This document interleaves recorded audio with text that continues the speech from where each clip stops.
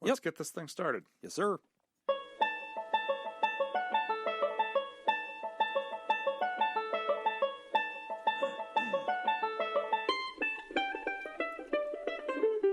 From fabulous Las Vegas, Nevada, this is Pod Therapy. Real people, real problems, and real therapists. You can submit your questions anonymously at podtherapy.net or email us at podtherapyguys@gmail.com. It's a somber week across the galaxy as Star Wars draws to a close. The saga has officially closed forever. Wow. For the third time. And now, broadcasting from the churn, that guy is Dr. Jim Jobin. I'm Nick Tangeman. It's time for some Pod Therapy. Yeah, I like how Disney, in all of their amazing properties they've bought, the Marvel Universe, the Star Wars Universe, they keep trying to convince us that things are coming to an end, you know? And then they sell the hell out of those I don't tickets. think they're even kind of trying to say it's ending, right? No. I mean, they literally, disintegrated characters, and, I don't buy it. Spider-Man's gonna come back. There's no way. He did come back. Spider-Man already came I haven't seen the movie. I was making a reference to any random character. You were making a reference to a Marvel movie 3 Marvel movies ago. Yeah. I have no idea. That has been resolved. I can't watch that shit anymore. I can't do it. I cannot watch these superhero movies. They're always the same. And it's just so generic. It's just garbage. I can't get into it anymore. It's not interesting. I don't even disagree with you. Yeah. The only exception. I still watch them. Yeah. But I don't rush out to see them. I will say the only exception. I treat them the same way I treat the Star Wars movies, actually. Yeah. No, I don't want to watch them. I stopped watching the Star Wars titles. I'll see it at some point. No. Yeah. Oh, yeah. I'll watch it eventually. I have Disney Plus, so at some point I'll probably put it on, and it will be super predictable, and I'll be over it. I'll probably see it in theaters. What's your favorite Halloween movie? The Incredibles? I don't remember. Hotel Transylvania? Yeah, great movie. Okay, I just want to throw that in there for Yeah. That I am a cinema perspective. extraordinaire. Yeah. Speaking of my judgment and great calls that I make, I have a habit on the show of losing lots of bets. I have lost a bet, and so I am unwrapping a bottle of whiskey that I have purchased for our man Jacob, the audio guy. All right. It is chilled, and I have selected one that I feel represents Jacob. It's a tall bottle. It's a tall bottle, and it is called Old Hickory Great American Whiskey. Oh. And it has a picture Andrew Jackson. of Andrew Jackson. Yeah. It is an Andrew Jackson-esque whiskey. How ironic is it that he picked one with a picture of a racist on it? Yeah. Yes. Huh. So, I don't know. There was just something about the I could give two shits kind of attitude of President Andrew Jackson that reminded me of Jacob. General Andrew Jackson, though, saved New Orleans. New Orleans, he did in the Battle War of New Orleans. Battle of 18. Now, did you know this? Oh, Jesus. That it wasn't part of the war. Yeah, because the war had ended 2 weeks earlier. And General Andrew Jackson I was a invaded. history major. Yes. Oh, were you? Are you guys talking about the one where he invaded a sovereign territory in Florida or No, whatever? different thing. That was the Seminoles. He invaded the Seminole Indians, and the president at the time called him and was like, "Stop!"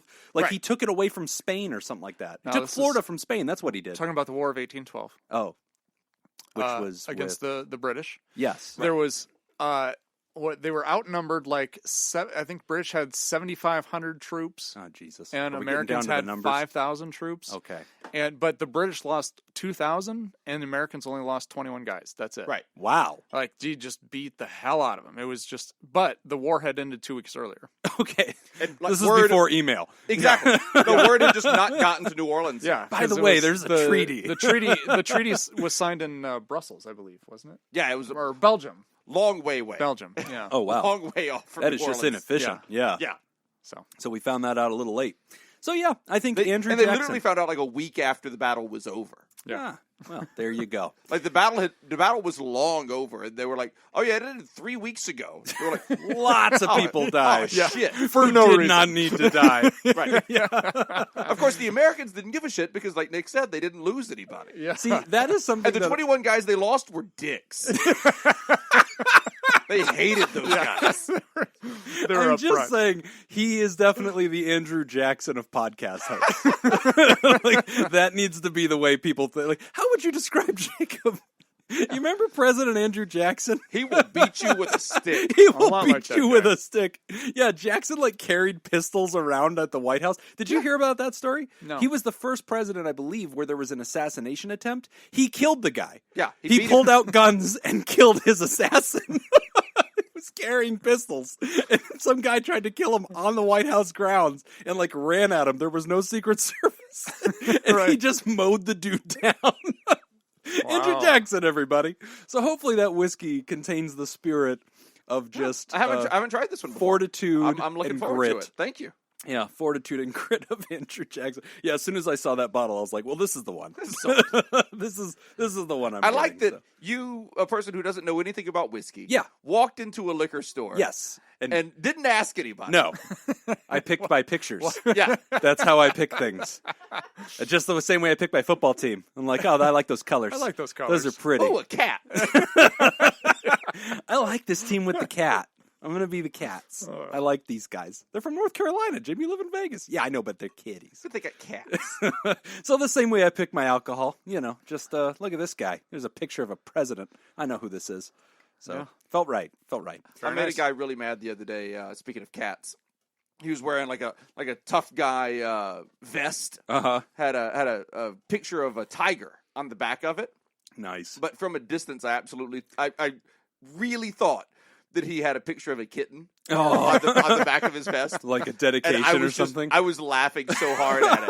I thought that was like the funniest thing I'd ever like seen. A biker vest? That's exactly what it was, but I thought it was like a biker vest with a picture of a kitten on it. In memory of Mittens, 2019 to 2019. He was like, what are you talking about? I was like, the picture of a kitten on your vest, that's hilarious. He was like, it's a fucking tiger. It's a tiger, man. I was like, what? I thought it was a kitten. Yeah. Like, no, man, that's right. It's Shere Khan. He was not happy. It's Shere Khan, you dick. He's a big Disney fan. Yeah. Don't ever mess with the tigers. So anyway, I paid my debts. I think that's the next debt I'm about to lose. I think it's to you. I think that we had a bet going for fantasy football. You guys do? No, we didn't. It was about me. Oh, that's right. Yeah, it was with was it Smitty? Yeah, I think it's with Smitty that I would have more wins. There's two than people, which I've already lost that. Yeah, so you've lost to them. I might now, have too. more wins than you though. For the whole thing? I don't think so. I don't think I do. Yeah, I think it's God, I got to stop doing this. Yeah, you do. You really, as I've your never friend, won. You should stop. You should really stop, Jim. On the upside, the things that he's gambling are not like right. It's not. He's not gambling mortgage money. Yeah, well, not yet. He's gambling. It keeps going up. He's gambling lunches and bottles of whiskey. Yeah. Eventually, Well, to be fair, it's only lunches, I think. Yeah, but this one he subbed out a bottle of whiskey That's for the right. lunch. Yeah, you got a dealer's choice on this one. So, and I lost beer. I had to buy Nick Guinness. Yeah, I got to stop. This is getting out of control. So let's talk about addiction. Let's do that. Since that's relevant to the case. Yeah, so teen marijuana vaping is on the rise. It is. Threatening to undo years of progress, according to USA Today. Yeah. Yeah, So a lot of news about that. Yeah, so you came across this article. I did. And like, this is something I really wanted to talk about in the A block.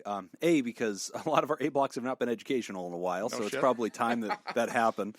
You missed the one where I brought my kids, Jacob. I heard about it. Yeah, it was bad. It did not go well, but... Nick and I have literally never had a discussion about a show that you have not done in this room.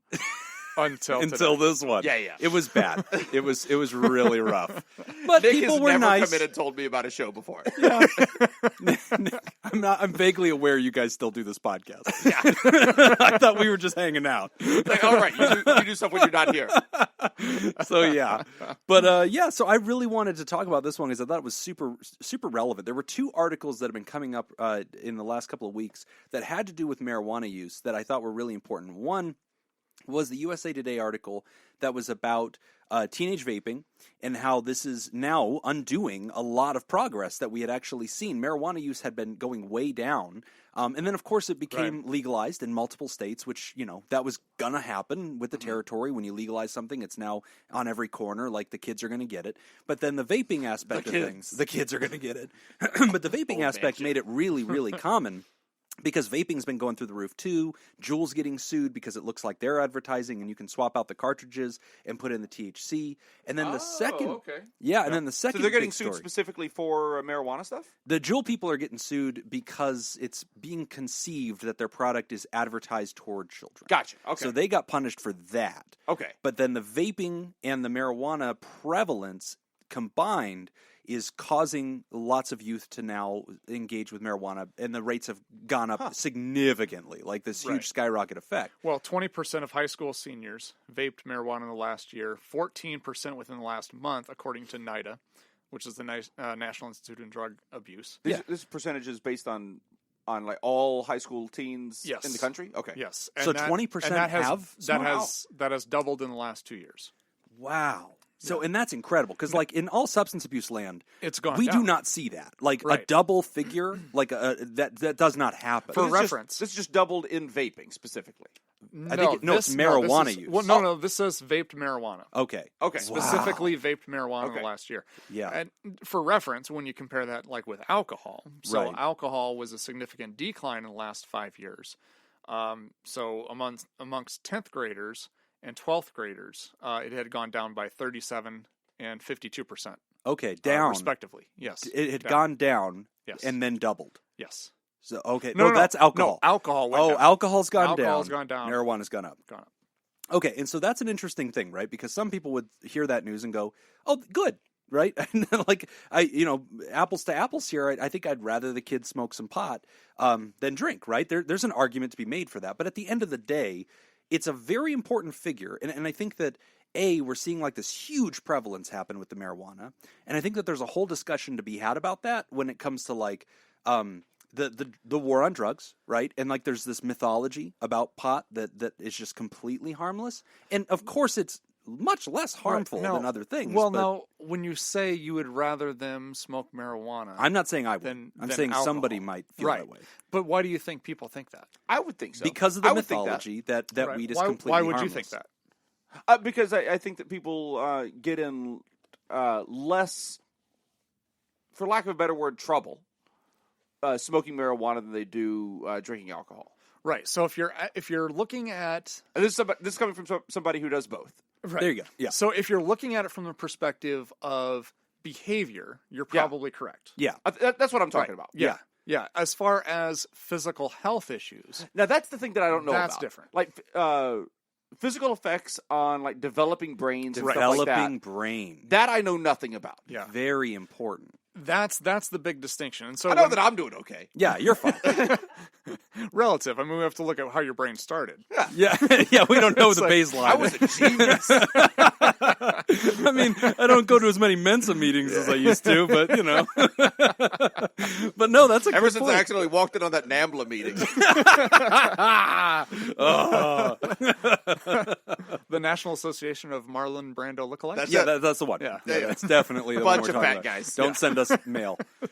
But no, you're right. But, okay, so when I was running a program for teens, this was kind of the biggest misconception that I always ran into with a lot of parents, because a lot of the parents were looking at the legalization of it, and so they will interpret that as, well, if they're legalizing it, it must not be that bad. Right. So then they would say, I'm not really, he's smoking marijuana, but I'm not really concerned about that. I just don't want it to go to other things. Right. And she's like, or the parent would say, well, it's because it's legal now. It's not that big of a deal. But I would always remind them, it's legal for an adult. Right. It's not for an adolescent. And for good reasons. Right. And because we're talking about two different brains. Yes. Right. So you just celebrated your 22nd birthday. Yeah, right? I did. I'm guessing. Yeah. Feeling Something really like good that. about it, too.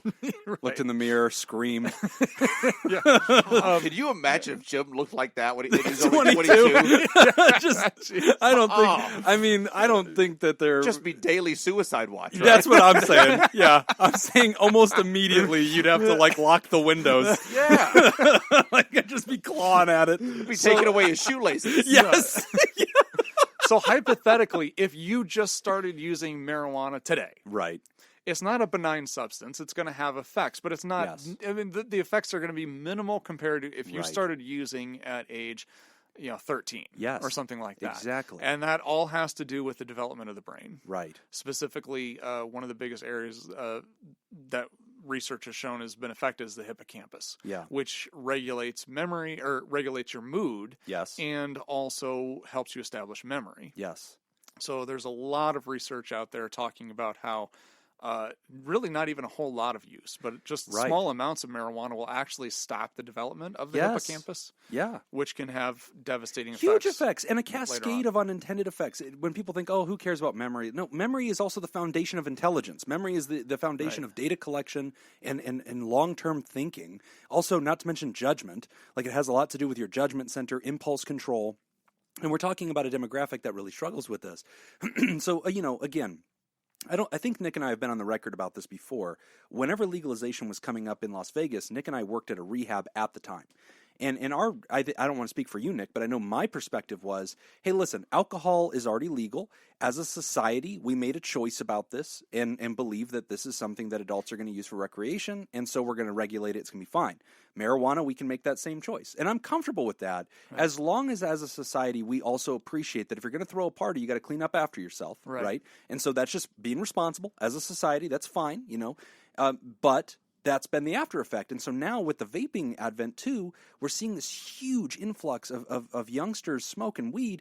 And the other thing, the other big article that I wanted to talk about that was also influential with this and tied into this was the rise of psychosis that is happening as a result of this. And when I saw this on Twitter, I went into the feed of this, onto the particular article, because it was a local one, and it was talking about how a youngster had a psychotic episode because of this, and the parents were devastated and terrified and didn't know what to do, and so it was kind of discussing this. Everybody on the thread didn't believe it.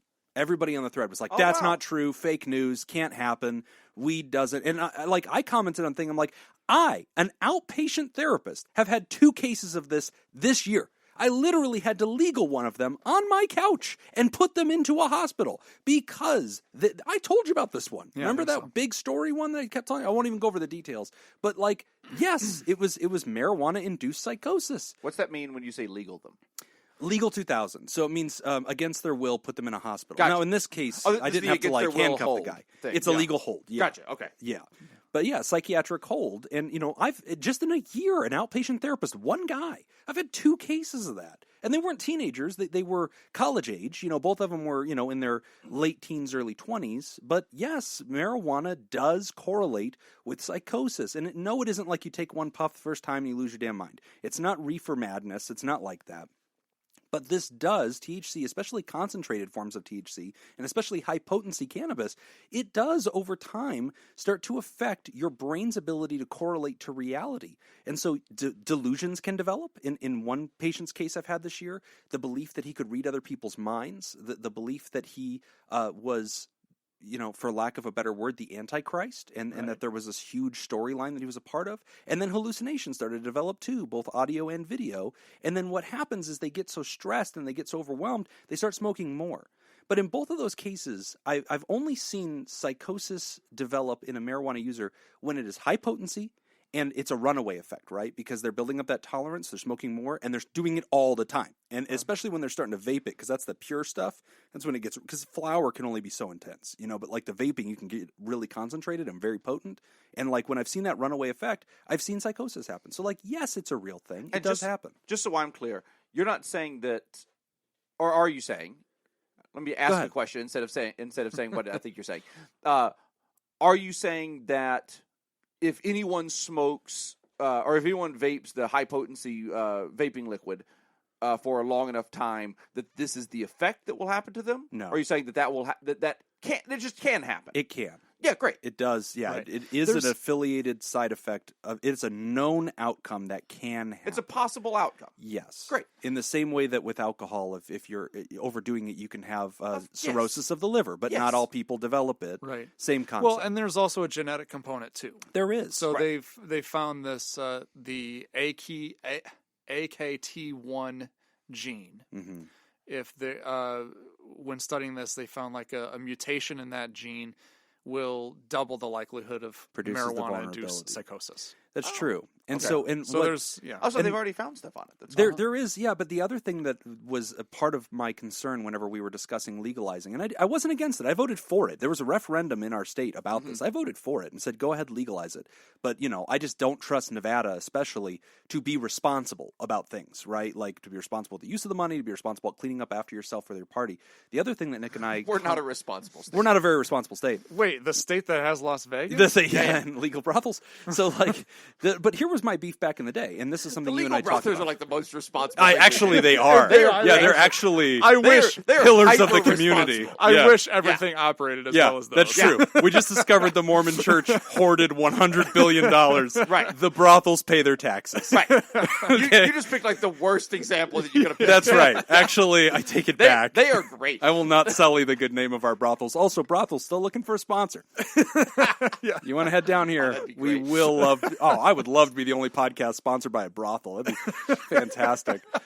But no, one of the things we were worried about back in the legalization discussion was self-medicating for people that already have a mental illness. Right. And this is the other thing that we've seen happen with marijuana is people that do have depression, do have anxiety, and especially if they do have things like schizophrenia or especially bipolar disorders, they reach for that as this self-regulating tool. Right. And that's not because it's ineffective. It is effective, but it's the wrong tool for a sustainable mental health. Like, it doesn't work long-term. It's hard to measure it right. It's hard to use it accurately. And it's hard to know what other outcomes it's going to have. And, there have been a lot of studies that have come out showing the link between long-term marijuana use and increased symptoms of anxiety. Yes. Which throws absolutely. Really messes with a lot of people because that's a lot of the reason why people start using marijuana is to decrease anxiety. Also alcohol, same idea, right? And they become more anxious after drinking it. But a lot of people say I drink because I get anxious. And benzodiazepines work chemically the exact same way that alcohol does, and benzodiazepine is Xanax, right? And so your body will come down, but then it elevates afterward with the sugar and the alcohol that comes afterward. So marijuana has been in the news.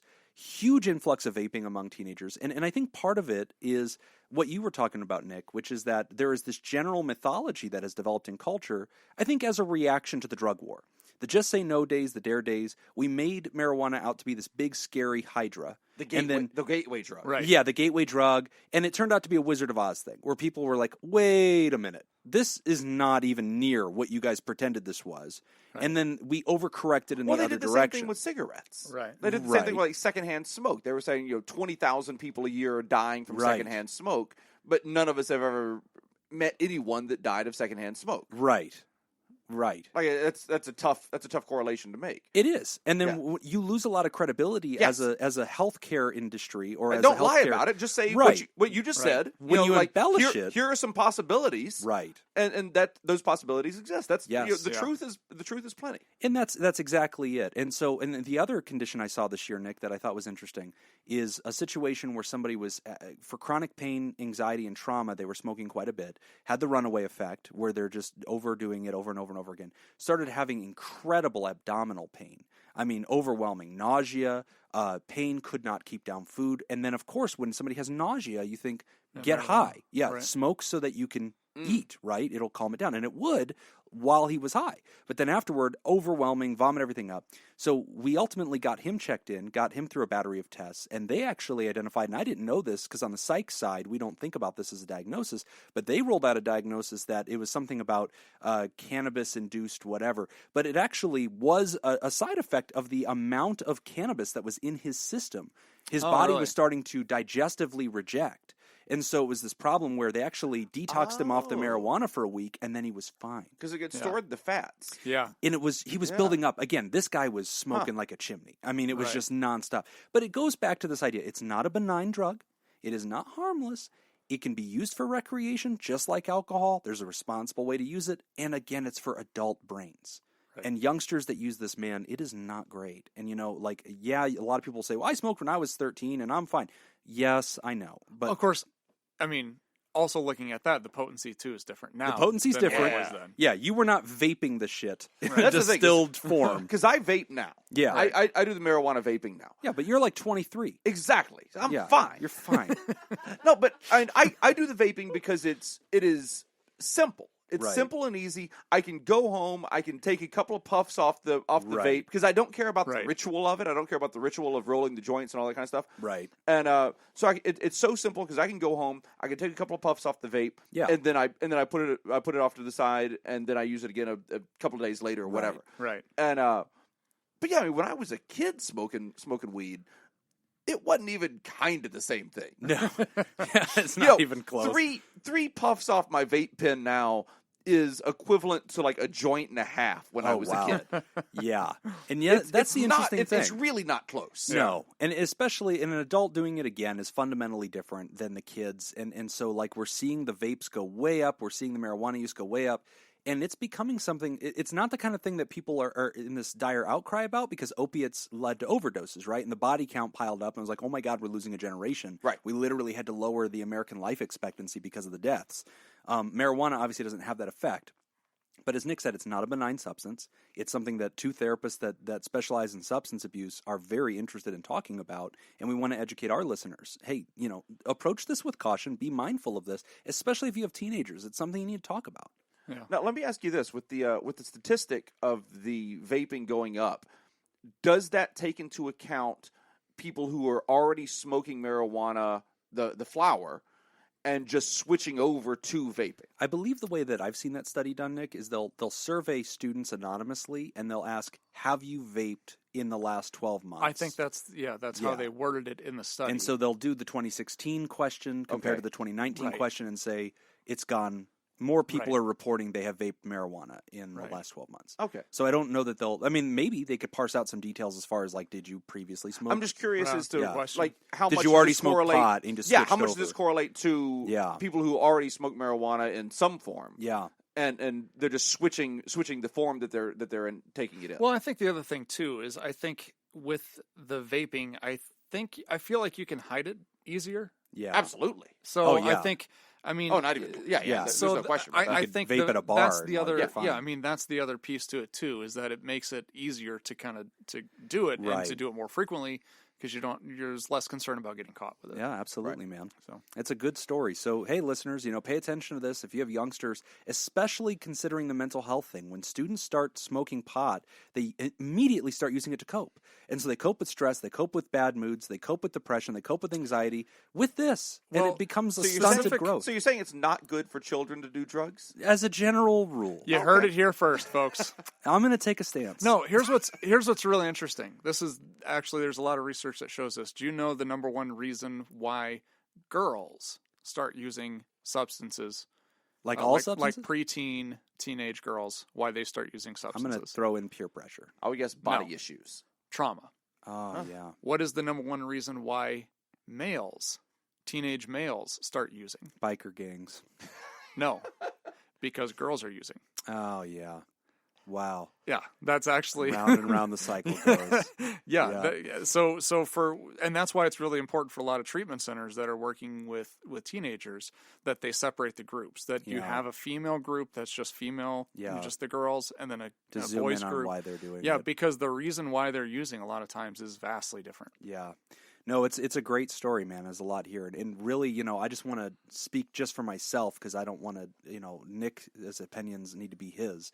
I don't blame women for substance abuse problems in America. What racial group do you blame, Jim? Are women a race now? No, I'm just saying because that's our ongoing we're just thing. Gonna pick Jim's a racist. I'm not the Andrew Jackson on this podcast. All right, I'm not. Okay, Jim, focus your rage N-word. I have a lot of N-word rage. Do you see how easy that was? Yeah. Like, he aligns. Like, he is the Andrew Jackson of podcasters. I just want that to be a thing everybody gets. Like, he's not far from it. Andrew Jackson was funny. He was quick and he was funny. That's what people remember him for. Yeah, that's what you got out of that. That's what I think. And he's on the 20. All right, well, we're going to take a quick break, and when we come back, we will discuss re-traumatization. You're listening to Pod Therapy. This week's TheraProducer sponsor is Smitty Scoop. Gentlemen, in the spirit of the holiday, I have some TheraProducer notes for you. Of course, by holiday, I mean Festivus. And by spirit, I mean the airing of grievances. Jim, I enjoyed your special podcast discussion on impeachment. However, I have a few corrections. The Articles of Confederation were in effect from 1781 until the Constitution was ratified until 1789. You are correct that the presiding officer, aka President of the Continental Congress, was mostly ceremonially administrative role and lacked the power of the current executive office. Indeed, there were 10 men who held the official title of President President of the United States of Congress assembled, the most well-known being John Hancock prior to George Washington's inauguration as the first president on April 30th, 1789. Jesus, Smitty. However, none of these men were named George Washington. He was a little busy doing the whole General of the Army thing. God damn it. This letter is long. All right, I'm skipping. I'm skipping to the part where he corrects me about Andrew Johnson, then he corrects me about Bill Clinton. Now on to my biggest grievance. You were wrong on a lot of stuff. I was almost entirely wrong. On fantasy football, the Pod Therapy League has 8 teams. The most logical schedule would have been each team play all the other teams twice for a 14-game schedule. Then the top 4 teams would meet in the playoffs during weeks 15 and 16 to crown the champion. This is also preferred because it avoids having the... Oh, I don't want to hear your bitching, Smitty. You didn't end up in the finals, all right? No. Your opinion don't matter. Read on. All He's right. got some good points. All right, the other teams twice, 14-game schedule, 15, 16 to crown the champion. This is also preferred because it avoids having the fantasy football championship played during the dreaded week 17 when most NFL teams bench all their best players. However, Jim elected to play a 13-week schedule. Why am I in charge of this shit in which each team played every other team twice except for one? He then selected to have the top 4 teams play in the playoffs over 4 weeks from 14 to 17. Why does this matter, you might ask? Let me explain. Who was the highest scoring team in the Pod Therapy Fantasy Football League? Well, it was none other than Smitty Scoop's team with 1,741 points. Who was the one team that Jim played only once during the whole season? Well, it was none other than Smitty Scoop's team. Coincidence? I think not. Holy shit. Jesus. Nothing less interesting than other people's fantasy football. God, I thought Leon was the lawyer. What is this shit? How many points did... Okay, that's it. He's just going on and on. He has a note for Jacob. Laura just left Nick. Yeah. She literally just walked out. All right, there is There's a note a Laura-shaped hole in the wall. It's just like Looney Tunes. There is a note for Jacob. It says, Jacob, you gave me crap for selecting Christian McCaffrey with the first pick of the draft instead of Saquon Barkley. You did. I did. That was a terrible call. Fucking wrong. Terrible call. Well, I would just like to say eat it. Yep, terrible call. McCaffrey had 378 points. Wow, only Lamar Jackson has scored more. Saquon had 149. Wow. You don't even know why you're giving me shit on that. Yeah. Because you're giving me shit on the lesser of the things that I did for that. Because I didn't think that either of those guys were the right number 1 pick. Wow. I thought Kamara was going to be the right number 1 pick. Which at the time did make sense. And I could not have been more wrong. McCaffrey. Also, there's a note for Nick. Nick, you're doing a great job. Keep it up. Thank you, Smitty. Sincerely, Smitty Scoop. P.S. We need to start planning Sushi Sake and Psychoanalysis Part 2 during Scoopfest 2020 next year. Well, Smitty, we haven't been invited to Scoopfest 2020. Nor will you be. That would be a little premature. That'd be a little premature. You're invited. Ah, Yeah, all right. Jesus Laura, Christ. you're invited.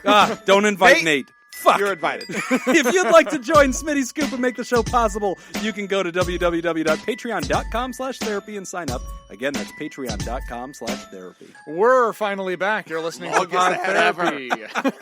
But he got his money's worth. He did. Our next question is about re-traumatization. And I think we'll end the show with this question. We went a little long with marijuana, but this is a really good one. It's titled Glutton for Punishment. Hey guys, what is it about women who are abused through life that makes them continue to accept shitty situations and relationships? Thanks, Ice Blue Scoop. This is a good one. It is a really good one. And it's short and it's and not just relevant. women. It's not just I was women. going to say, not just women. Not just women. Yeah, Though a lot I of think, people do this. I think there's a stereotype out there of like, oh, you have a history of a bad pattern of relationships, and then people kind of like shake their head and they go, why do I keep doing this? And I think women are more relationally cognitive, and so I think that they tend to notice it. Like, No, more. I think, yeah, because I think women internalize it and take accountability for it and be like, why do I keep doing Why do this? I do it? That's And absolutely men, true. And men are like, there's a lot of crazy women out That's there. exactly what happens. Men externalize Yes, it. they do. No, but women this- are the ones who will sit this in is the chair the and be like, opinion- I'm here to figure this out. This is the opinion of 2 white men I feel like sitting we're here. flawless. Infallible. Our logic is, Is Laura scowling? Yeah, she's scowling. You're going to have a great afternoon. Laura, I'm excited. Hey, it's time to bring back afterthoughts, Laura. This is your chance. Afterthoughts. And we can hear, if you'd like to hear Laura's opinion, join our Patreon because she'll probably help you understand everything we got wrong. So here's my thought. This I don't know, Ice Blue, if this really applies to you per se. Laura or me? Ice Blue. Oh. This is really interesting that I've kind of found, especially working with kids that have been abused, and then going on working with adults and relationship issues. Here's what's really interesting.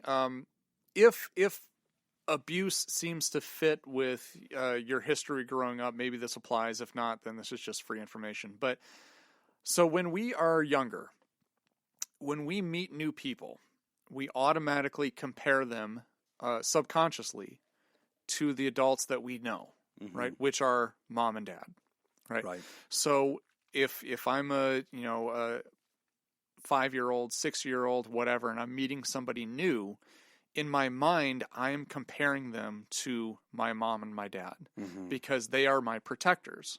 So the traits that I see in them are the traits that I look for to determine whether somebody is safe or not.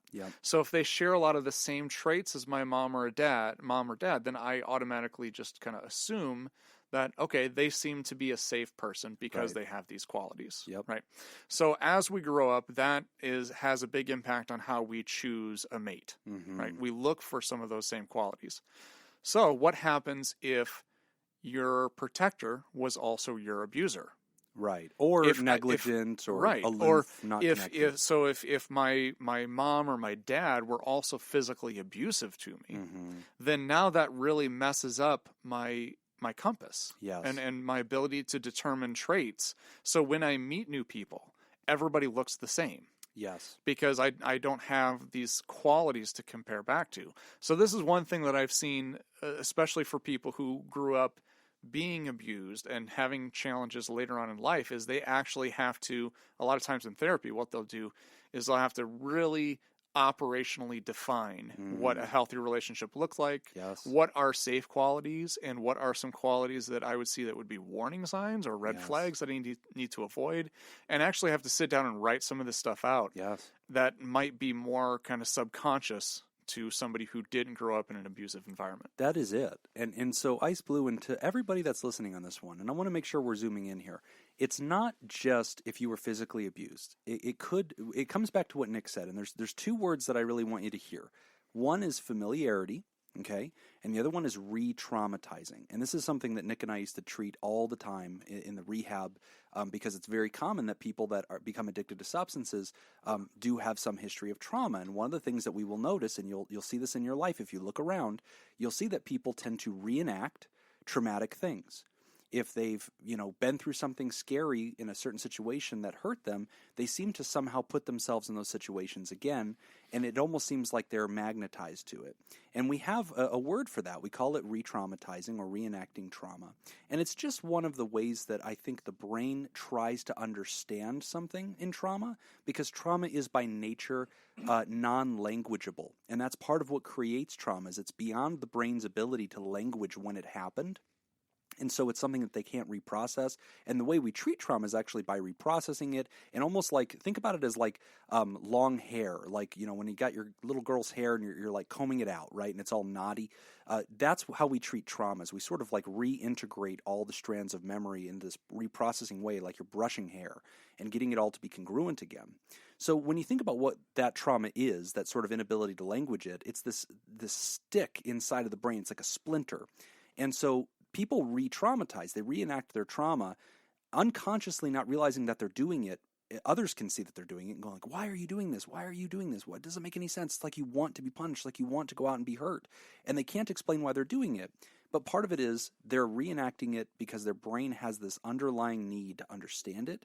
And so they kind of gravitate back toward the thing. Now that's part of it. And then the other half is that familiarity thing, what Nick was talking about. The people that influence you at a younger age, or the people that become your firsts of things, they imprint upon you a familiarity. Well, and it's not just a familiarity. It's a screening process. Right. Like, how do you determine safe versus dangerous? Right. You become... That process becomes construed. Yes. And there's a good evolutionary reason for this. I mean, it's the same thing that feeds tribalism and things like that. It's what you know. It's what's familiar to you. And so it becomes this imprint shortcut of these are safe spaces. These are safe types of people. These are the people I know. And this is why there's a regional effect. Like you think about the humans you meet in the South, or the humans you meet in New York, or the humans you meet in California. Why does the geography of a place suddenly imprint like culture? And it has to do with this effect, this like runaway effect effect of like who you know becomes who you seek. And so this is something that we notice in relationships too. And what Nick said is absolutely right, Ice Blue. The way that somebody gets over this is they have to come in and have to undergo this process of recognizing my instincts are wrong. My instincts, what I have developed over time as the relationships that I look for and the people that I find comforting and familiar to me, these keep hurting me. So clearly my judgment's off. I cannot trust my internal compass to find this. So here I am looking for a helper to help me identify what is wrong, what should I be looking for, and then to coach me through that dating process. I have quite a few patients right now that are in their 20s, 30s, and older who are doing the dating thing right now. And part of our objective together is I'm here to not screw this up. And so we will discuss their dates, and we will discuss what they're looking for, and we will identify blind spots. And they'll be like, I really like this person, and I'll dig deeper and be like, hey, do you notice that that's sort of this quality that I think your last ex had? And do you see that? And like, oh my God, like, no, I didn't. But it comes back to that familiarity. It isn't always the parents And either. I think it's not necessarily an issue of anything really being broken. I think it's just an issue of recalibration. Yes. You just need to kind of recalibrate and get things kind of figured out that way. It is. But this does get better. And Ice Blue, I think that, you know, one of the things that I want you to hear from us, because I know you've written in the show before, and I think it had to do with some of the breakup and everything that you went through. And the thing I want you to know is that this does get better. Just because there's a history and a pattern, that doesn't mean that that's destiny. Humans change, right? If they didn't, Nick and I shouldn't have a job. And we shouldn't have a job for lots of reasons, but not because humans aren't capable of change. And so you and anybody who's listening to this, if you notice that you're going through this cycle of insanity, right? Doing the same thing over and over again, expecting something to change. You've got to start that change. And that might just be sitting yourself down and submitting to a process and, with your palms up in the air and saying, I don't know how to fix this. Clearly, I am repeating behaviors that are hurting me. Help. And that's something any therapist feels very qualified to help you with. Mm-hmm. Yeah, I don't really have a whole lot else to add. No, that's a good question. I think that's a really good question. Yeah. Keep us posted. Yeah, let us know what's going on with this. All right, well, we're going to take our last break, then we're going to end the show. You're listening to Pod Therapy. This week's TheraProducer sponsor is Jake Schneider. Originally created by Jake Schneider, Festivus is a secular holiday celebrated on December 23rd as an alternative to the pressures and commercialism of the Christmas season. The non-commercial holiday celebration, as depicted on Seinfeld, occurs on December 23rd and includes a Festivus dinner, an unadorned aluminum Festivus pole, practices such as airing of grievances and feats of strength, and the labeling of easily explainable events as Festivus miracles. That's funny. If you'd like to join Schneider and make the show possible, you can go to www.patreon.com/therapy and sign up. Again, that's www.patreon.com/therapy. We're back. Time to end the show. Man, I like feats of strength. I do too. Yeah. All right, couple of announcements. We've discussed Nick and Leon Kassab are in the finals of the Pod Therapy Football League. I'm rooting for you, Nick. I'm on team host. As anybody should. Yeah, as all good people should, because Leon is we rigged it this way. I should be able to. We have tried awfully hard to make sure the outcomes were predetermined, as you've heard in Smitty's grievance letter. Apparently, this was all masterminded by two idiots who barely know how to turn on the Fantasy Football League, but whatever. Also, other announcements. Hey, both can be true. Yes, both can both. Jacob's received his whiskey. That was on the announcements list. And also, guys, we are nearing up our anniversary show. The first week of January is our anniversary for when we started Pod Therapy. And in our tradition, people submit questions that are not about life. They just tend to be poking us or asking questions about us in more informal ways. And we tend to answer those. So you can submit those on Twitter. Just tag @PodTherapyGuys and just tell us, hey, question for the show.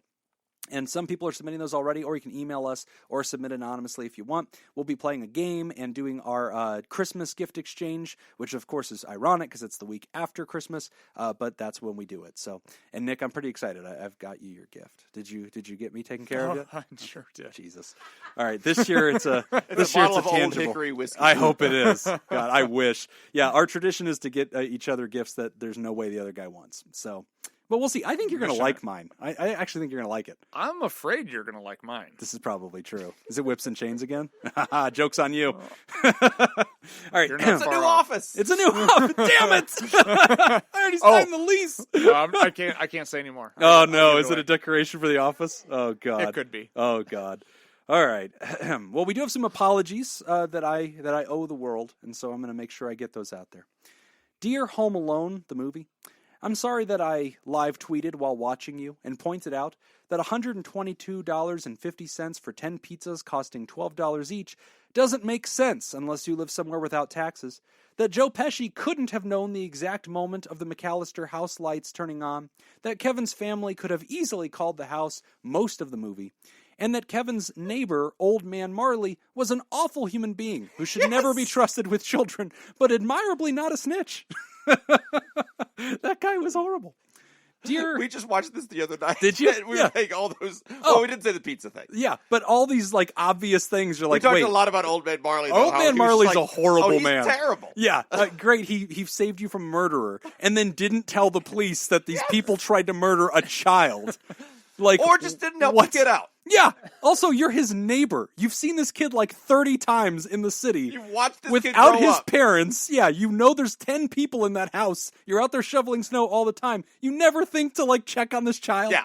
Yeah, no wonder your kid doesn't want you near your granddaughter, you freaking weirdo. All right, I'm done. Dear American history, I'm sorry that in my excitement about the impeachment of President Donald Trump, I unforgivably butchered you in my Patreon lecture, and thank you to Smitty Scoop for fixing all of my mistakes. Dear Home Alone 2, Lost in New York, I'm sorry that I live tweeted while watching you and pointed out that American Airlines flights would have announced a missing passenger when Kevin didn't arrive, that the parents sat in first class and would have seen the children pass them by when boarding. Yes, I know Nick has thoughts on this. I proved that one wrong. That the wet, sticky bandits were smart enough to break out of jail together, but not smart enough to break into any basic residence, that electricity doesn't turn you into a skeleton, and that Mr. Duncan clearly broke into the McAllister hotel room, sized up each person, figured out their name, and then got them presents, which is creepy as fuck. How am I the only person that sees this? I'm bothered by it. I did like I don't remember if it was a tweet or what, but I saw it the other day. It was Donald Trump is now the only cast member of Home Alone 2 to have been impeached. Also the only cast member of Little Rascals. Oh, that's funny. He was in a lot of kids' movies. Yeah. I think it's something we're not appreciating. Well, this dude was like, having affairs with Playboy models and doing all this other creepy stuff. He was in children's movies. I'm in favor of all that. Everything. Not one word of this bothers me. So. No. For our patrons, we have no new THERAPALs, no new THERAPODs, but we do have a new pterodactyl. Yeah, we do. Thank you, Scott Brady, for joining the show. Welcome, Scott Brady. And we want to thank our bosses, the Elite Eight, the mysterious and shrouded Illuminati members of the fan club, the TheraProducers. Thank you, Smitty Scoop, you piece of shit. Thank you, Jake Schneider. Thank you, Robert Browning, Jr. Mint, chairman of the board. Thank you, Kayla Lansbury. Thank you, David Data Scoop Violon. Thank you, Judy Schneider, Nathan's Hot Dog Scoop, Dr. Ben Don, and ex officio board member Ellie O'Dare. If you'd like to hear this episode uncut and unedited and enjoy our spontaneous Spanish side projects, including book club and other stuff that we stopped doing, go to patreon.com/therapy, and thank you for supporting mental health. That's all the time that we've got for this week's session. We want to thank our landlords, the Ice Cream Social Podcast, who have not invited us to Scoopfest 2020. And thanks to those who contributed to our show today. We really appreciate it. Remember, pod therapy isn't something you should keep all to yourself. Help us reach others by opening this episode's description in your podcast app and copying and pasting the link provided to somebody who needs it. Don't forget, you can find us at facebook.com/podtherapy, on Twitter @PodTherapyGuys, and at patreon.com/therapy. Do you want to submit a question to the show? Ask anonymously at podtherapy.net or email us at podtherapyguys@gmail.com. Happy Festivus. I'm Nick Tangeman. I'm Jim Old Hickory Jobin. Thanks, and we'll see you for your appointment next week. I've already finished this bottle of whiskey.